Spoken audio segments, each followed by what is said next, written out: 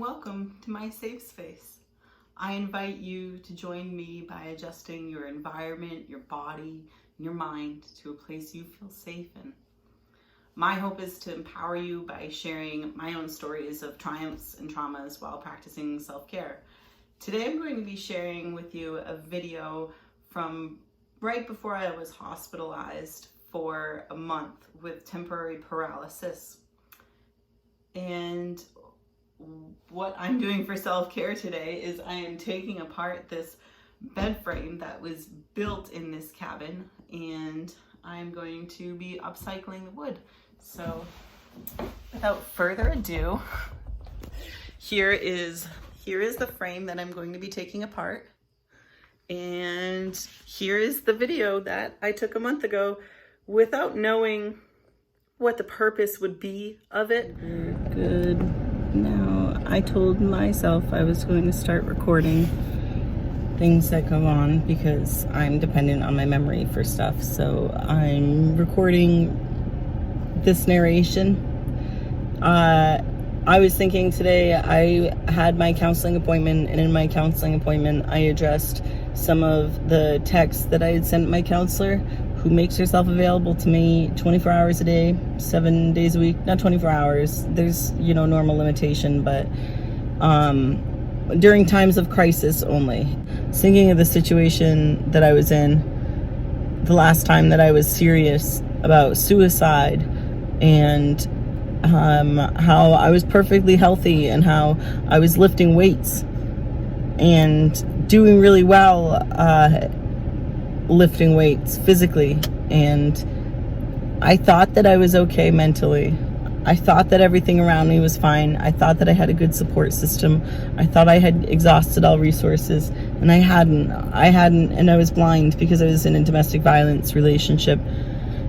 And I was convinced that it was me. I was convinced I needed to do more. And when I had done everything, it seemed like I was just bringing other people down, and like suicide was the only answer. And it's because of who I had talking to me. It's who I had in my ear. I've never been suicidal just on my own, just with no outside influences, with no relationships influencing me. Granted, I take responsibility for allowing those people into my life, and allowing them permission to take certain things. But at the same time, I need to show myself compassion, because these people are manipulators. The people that control somebody else in a domestic violence relationship, it doesn't start out that way, and it doesn't look like that.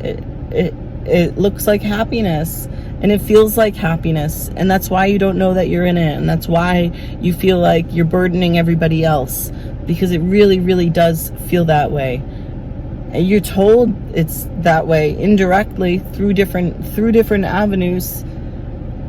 And I had looked up the best way to kill myself where it wouldn't affect anybody else. I had looked up certain chemicals that I could buy over the counter and mix. And I learned about what to put on a sign on my vehicle. I had a plan to take a specific vehicle that didn't have much value, monetary value, and to put a sign on warning first responders to back away, and saying what the chemicals were so that hazmat could properly respond without anybody else getting hurt, because that's all I really wanted, was just for nobody else to get hurt. And now I physically can't do anything. I am literally in my truck on the very last trip I will take in my vehicle. I'm not supposed to be driving. I had to go to the post office to get my medications because I still have a P.O. box in a town that I don't even live in, because I still fear for my safety, because I know that on open powerlifting it says what town I'm in, and I live in an area so small that if I were to put my real town, I would be found. People know my vehicle. I'm not gonna, what am I gonna do, change my vehicle because I'm scared? perpetrators will always find people. So I have to keep that hidden. So I am on my last post office run so that I could get my medications. After this, an aide will be taking me. I can't do fucking anything. I had to message my sister today, last night actually, because I had accidentally closed the door to my house and I can't get out.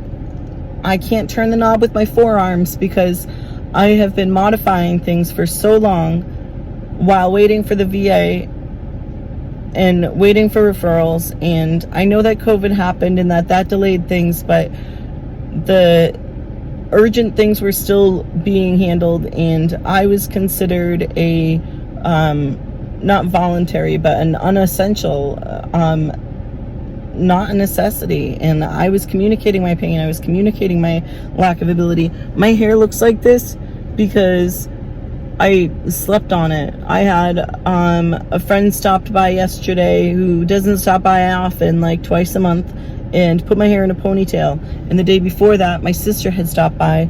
She brushed my hair.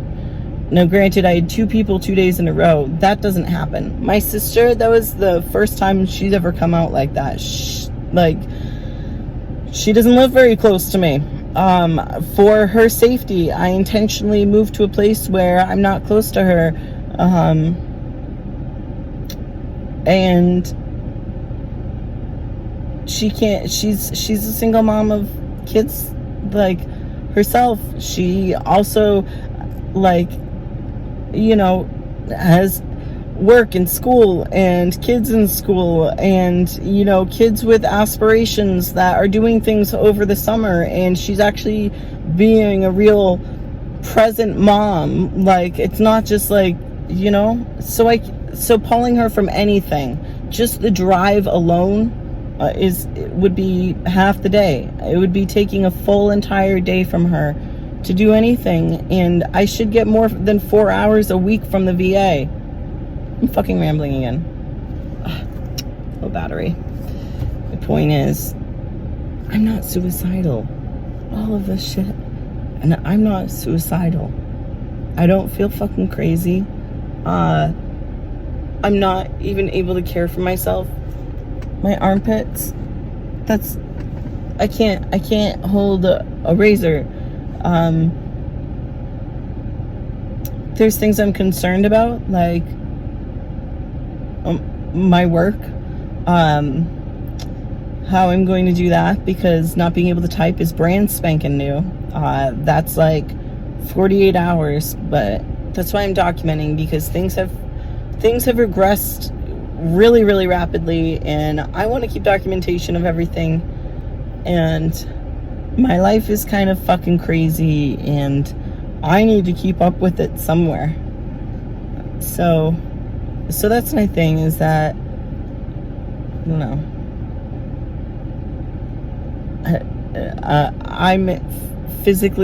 I was physically in a fantastic situation and looked very, very, very happy when I was researching how to kill myself, and I was very serious about it.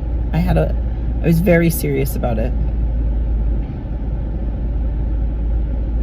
And I was very close, and see, I'm getting emotional now because I know how close I was, because I know all of the positive things that I've done since that moment. That wouldn't have happened if I carried that out. I'm really glad that I didn't. And I'm not going to. Ever. I've been hurt too much by that, and I'm not going to allow people in my life that push me to that get me anywhere near.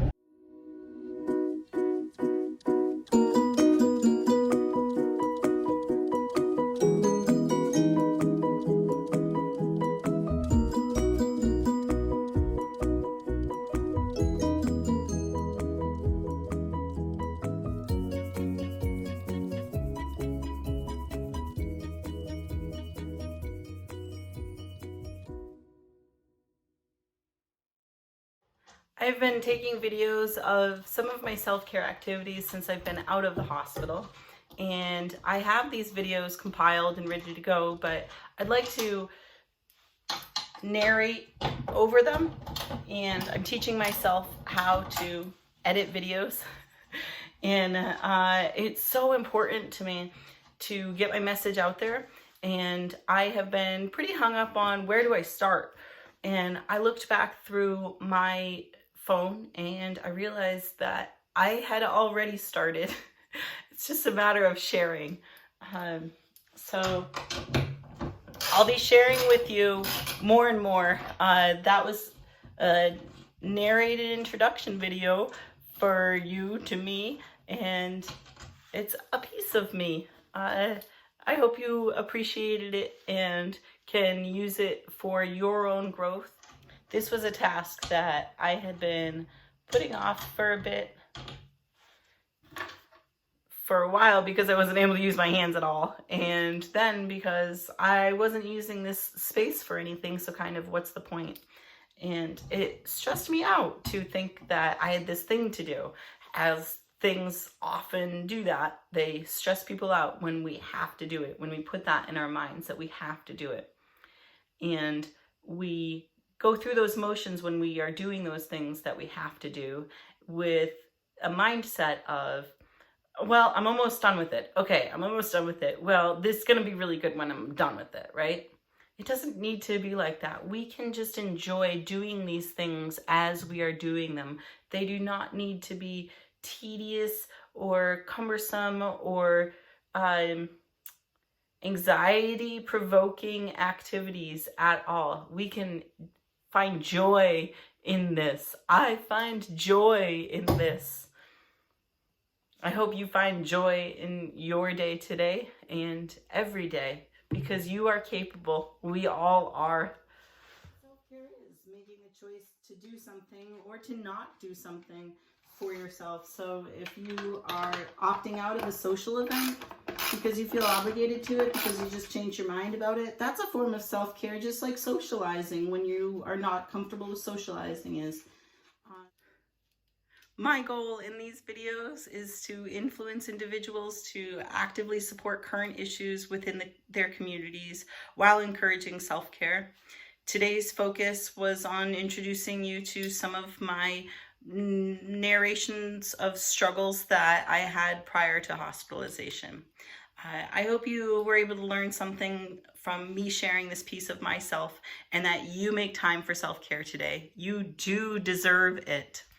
If you benefited from this video, please feel free to comment and share so that others may support your growth as well.